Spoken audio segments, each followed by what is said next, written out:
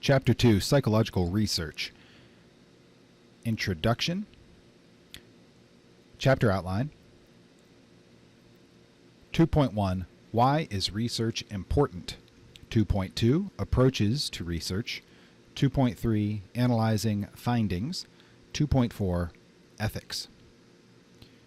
Have you ever wondered whether the violence you see on television affects your behavior?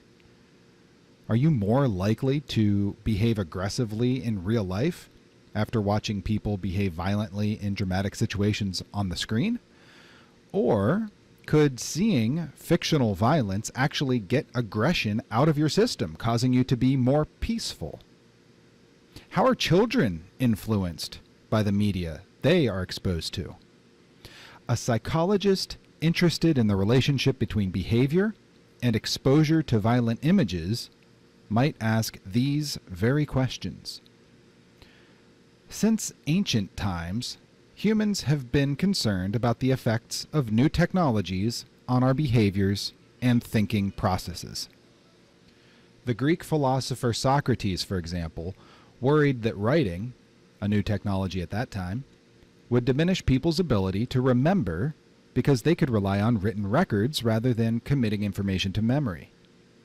In our world of rapidly changing technologies, questions about the effects on our daily lives and their resulting long-term impacts continue to emerge.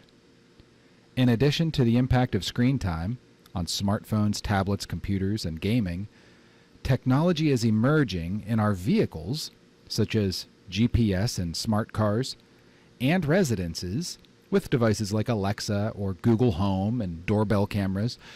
As these technologies become integrated into our lives, we are faced with questions about their positive and negative impacts. Many of us find ourselves with a strong opinion on these issues, only to find the person next to us bristling with the opposite view. How can we go on finding answers that are supported not by mere opinion, but by evidence that we can all agree on? The findings of psychological research can help us navigate issues like this. Section 2.1, Why is research important? Learning objectives. By the end of this section, you will be able to explain how scientific research addresses questions about behavior, discuss how scientific research guides public policy, appreciate how scientific research can be important in making personal decisions. Scientific research is a critical tool for successfully navigating our complex world. Without it, we would be forced to rely solely on intuition, other people's authority, and blind luck. While many of us feel confident in our abilities to decipher and interact with the world around us, history is filled with examples of how very wrong we can be when we fail to recognize the need for evidence in supporting claims. At various times in history, we would have been certain that the sun revolved around a flat Earth, that the Earth's continents did not move, and that mental illness was caused by possession, figure 2.2. Some of our ancestors across the world and over the centuries believed that trephination, the practice of making a hole in the skull, as shown here, allowed evil spirits to leave the body, thus curing mental illness and other disorders. It is through systematic scientific research that we divest ourselves of our preconceived notions and superstitions and gain an objective understanding of ourselves and our world. The goal of all scientists is to better understand the world around them. Psychologists focus their attention on understanding behavior as well as the cognitive, mental, and physiological body processes that underlie behavior. In contrast to other methods that people use to understand the behavior of others, such as intuition and personal experience, the hallmark of scientific research is that there is evidence to support a claim. Scientific knowledge is empirical. It is grounded in objective, tangible evidence that can be observed time and time again regardless of who is observing. While behavior is observable, the mind is not. If someone is crying, we can see behavior. However, the reason for the behavior is more difficult to determine. Is the person crying due to being sad, in pain, or happy? Sometimes we can learn the reason for someone's behavior by simply asking a question like, "Why are you crying?" However, there are situations in which an individual is either uncomfortable or unwilling to answer the question honestly, or is incapable of answering.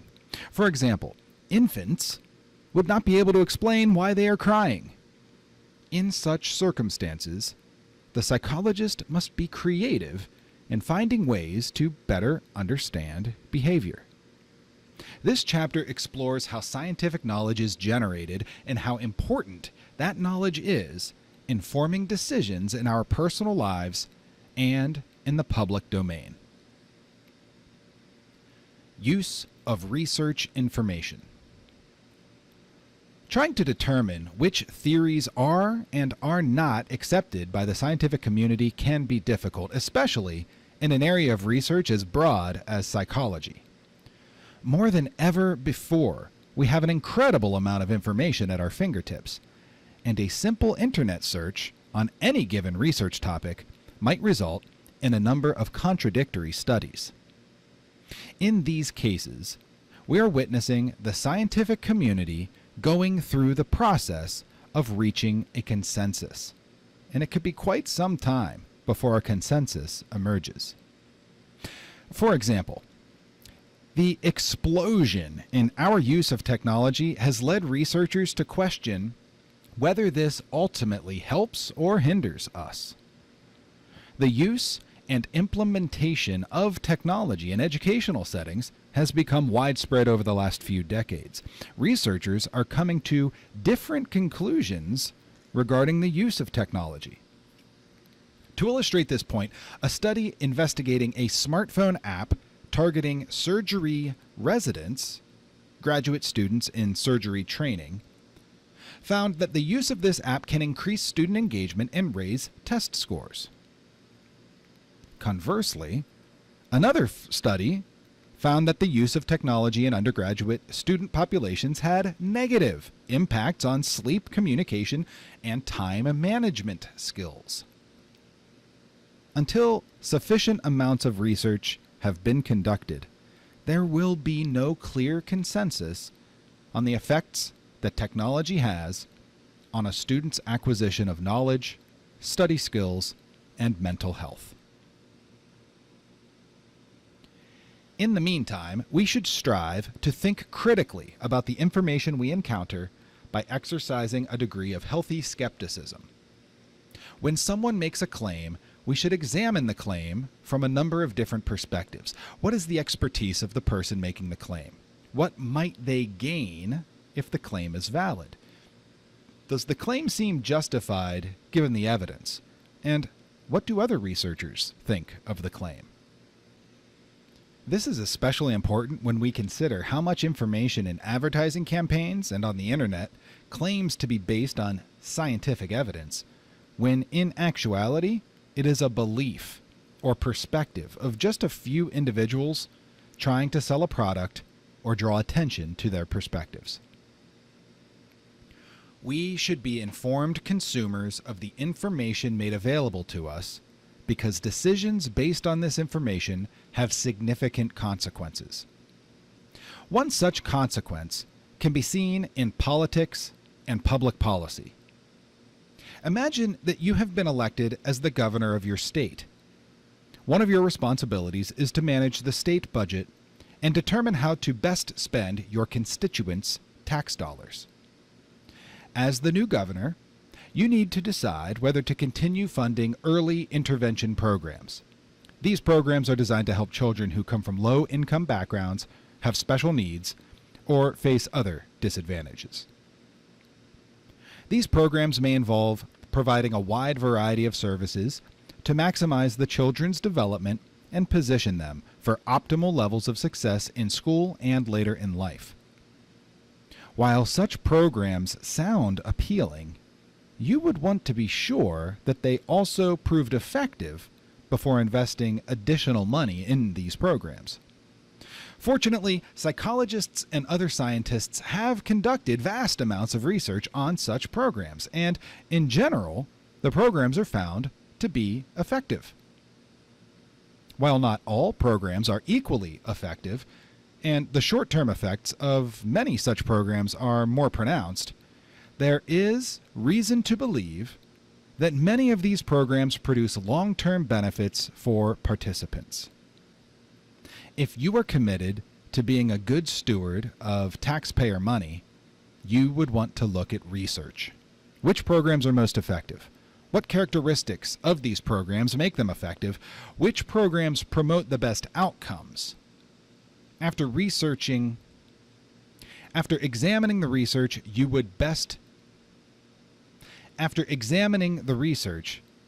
be best equipped to make decisions about which programs to fund. Link to learning. Watch this video about early childhood program effectiveness to learn how scientists evaluate effectiveness and how to best invest money into programs that are most effective. Ultimately, it is not just politicians who can benefit from using research in guiding their decisions. We all might look to research from time to time when making decisions in our lives. Imagine you just found out that a close friend has breast cancer, or that one of your young relatives has recently been diagnosed with autism. In either case, you want to know which treatment options are most successful with the fewest side effects. How would you find that out? You would probably talk with your doctor and personally review the research that has been done on various treatment options, always with a critical eye to ensure that you are as informed as possible. In the end, research is what makes the difference between facts and opinions. Facts are observable realities, and opinions are personal judgments, conclusions, or attitudes that may or may not be accurate. In the scientific community, facts can be established only using evidence collected through empirical research.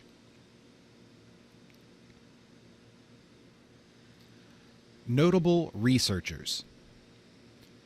Psychological research has a long history involving important figures from diverse backgrounds. While the introductory chapter discussed several researchers who made significant contributions to the discipline, there are many more individuals who deserve attention in considering how psychology has advanced as a science through their work. Figure 2.3. Margaret Floy Washburn was the first woman to earn a doctorate degree in psychology. The outcome of Brown versus Board of Education was influenced by the research of psychologist Inez Beverly Proser, who was the first African American woman to earn a PhD in psychology. For instance, Margaret Floy Washburn, 1871 to 1939, was the first woman to earn a PhD in psychology. Her research focused on animal behavior and cognition. Mary Whiton Calkins, 1863 to 1930, was a preeminent first-generation American psychologist who opposed the behaviorist movement, conducted significant research into memory, and established one of the earliest experimental psychology labs in the United States. Francis Sumner, 1895 to 1954, was the first African American to receive a PhD in psychology in 1920. His dissertation focused on issues related to psychoanalysis. Sumner also had research interests in racial bias and educational justice.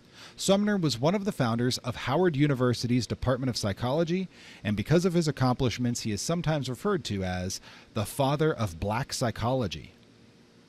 13 years later, Inez Beverly Proser, 1895 to 1934, became the first African American woman to receive a PhD in psychology. Prosser's research highlighted issues related to education in segregated versus integrated schools, and ultimately her work was very influential in the hallmark Brown versus Board of Education Supreme Court ruling that segregation of public schools was unconstitutional.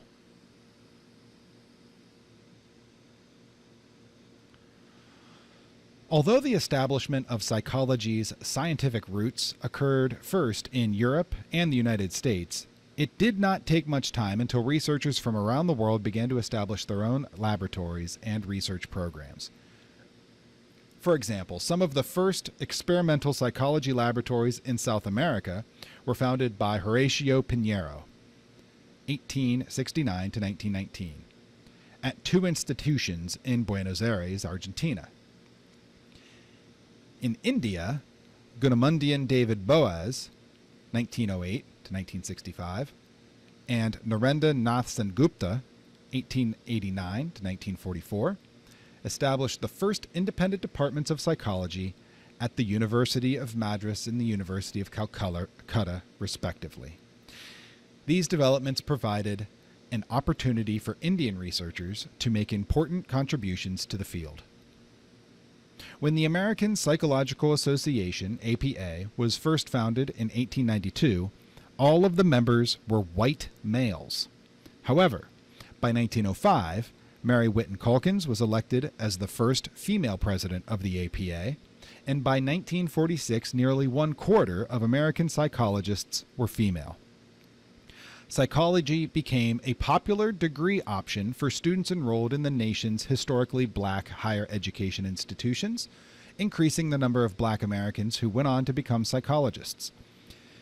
Given demographic shifts occurring in the United States and increased access to higher educational opportunities among historically underrepresented populations, there is reason to hope that the diversity of the field will increasingly match the larger population, and that the research contributions made by psychologists of the future will better serve people of all backgrounds. The process of scientific research. Scientific knowledge is advanced through a process known as the scientific method. Basically, ideas, in the form of theories and hypotheses, are tested against the real world in the form of empirical observations. And those empirical observations lead to more ideas that are tested against the real world, and so on. In this sense, the scientific process is circular. The types of reasoning within the circle are called deductive and inductive. In deductive reasoning, ideas are tested in the real world. In inductive reasoning, real-world observations lead to new ideas. Figure 2.4. Psychological research relies on both inductive and deductive reasoning.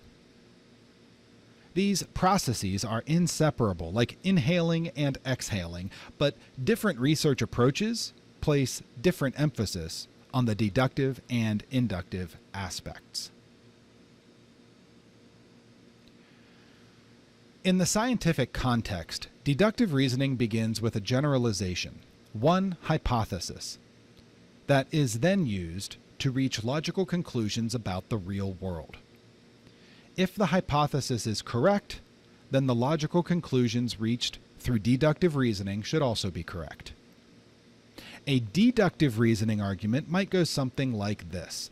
All living things require energy to survive. This would be the hypothesis.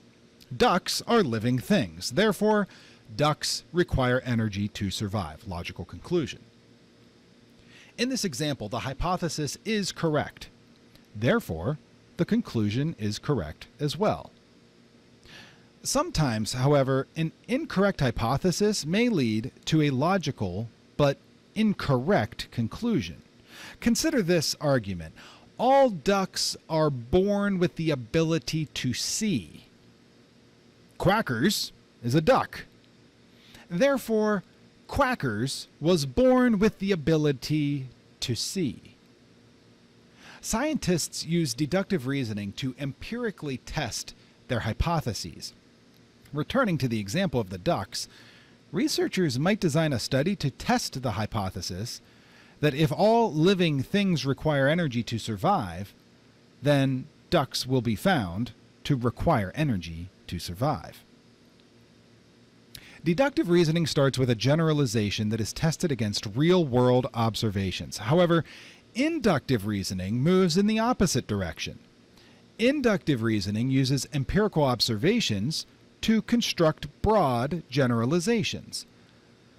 Unlike deductive reasoning, conclusions drawn from inductive reasoning may or may not be correct, regardless of the observations on which they are based. For instance, you may notice that your favorite fruits, apples, bananas, and oranges, all grow on trees. Therefore, you assume that all fruit must grow on trees. This would be an example of inductive reasoning, and clearly, the existence of strawberries, blueberries, and kiwi demonstrate that this generalization is not correct, despite it being based on a number of direct observations. Scientists use inductive reasoning to formulate theories, which in turn generate hypotheses that are tested with deductive reasoning. In the end, science involves both deductive and inductive processes. For example, case studies, which you will read about in the next section, are heavily weighted on the side of empirical observations. Thus, case studies are closely associated with inductive processes as researchers gather massive amounts of observations and seek interesting patterns, new ideas in the data. Experimental research, on the other hand, puts great emphasis on deductive reasoning. We've stated that theories and hypotheses are ideas, but what sort of ideas are they exactly? A theory is a well-developed set of ideas that propose an explanation for observed phenomena. Theories are repeatedly checked against the world, but they tend to be too complex to be tested all at once. Instead, researchers create hypotheses to test specific aspects of a theory.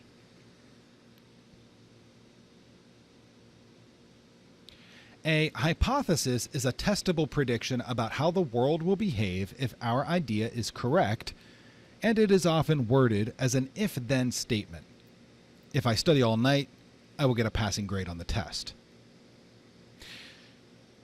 The hypothesis is extremely important because it bridges the gap between the realm of ideas and the real world. As specific hypotheses are tested, theories are modified and refined to reflect and incorporate the result of these tests, figure 2.5.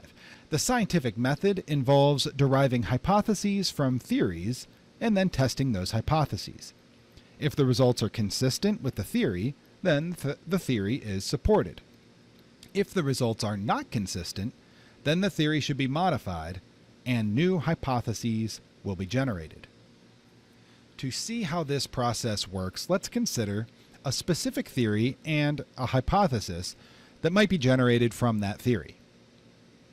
As you'll learn in a later chapter, the James Lange theory of emotion asserts that emotional experience relies on the physiological arousal associated with the emotional state.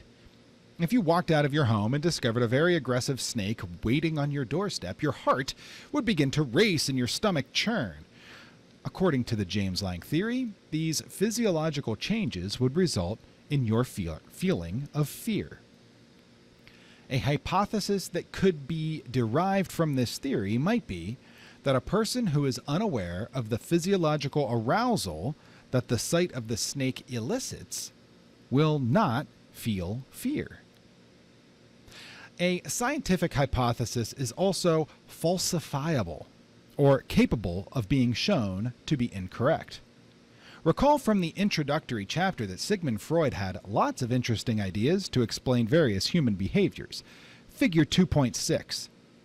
Many of the specifics of A, Freud's theories, such as B, his division of the mind into id, ego, and superego, have fallen out of favor in recent decades because they are not falsifiable.